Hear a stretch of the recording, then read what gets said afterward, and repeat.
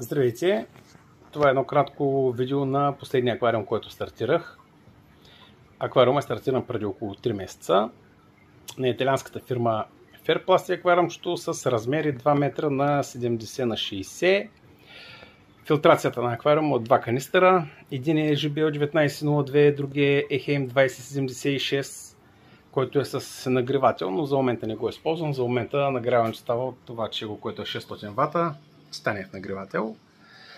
Осветлението е лампа, която ми е прави Антон Таксаково. Много добро осветление. Свети много добре. В момента е на 16% мощност, както виждате, много добре осветява аквариумчето. С приложението има доста опции и възможности за заигравка. Стига да ви се занимава. Аквариум има 3D гръб, който е на италианската фирма Juvel. Една идея ми е по-лъскав, отколкото трябва.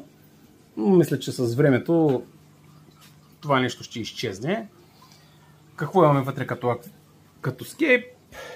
Пясък 1-2 мм, камъни много интересни, речни, мангрово дърво и талава клони, които рибите намират убежище вътре. Даже в момента атомите са се навряли там, чувстват се спокойни.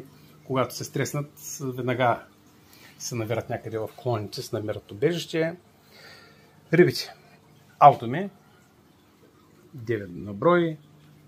Пасажните, които са родостомуси, синя тетра, така доста интересна. 3 вида коридорси, Венецуела Блек, Голд Лазер и пандички. Също така El Diablo Onium 2 бройки и панамска сторизома. Ето е даже едната, къде се е скрило едно маниче.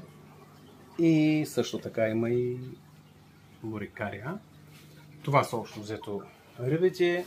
Опитах се да създам нещо близко до биотопен аквариум тип Южна Америка. Има още доста какво да се желае, но като за начало мисля, че добре се получи.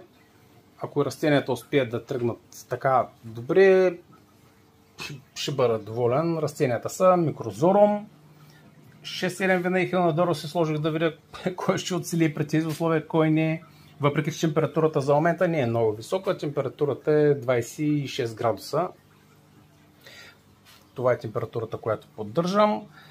И други какви растения има. Анубиаси, валеснерия днеска слагах и затова съм сигурен, че заради това водата е толкова мътна. Не беше кристално чиста, но мисля, че канистрите ще се свършат работа и водата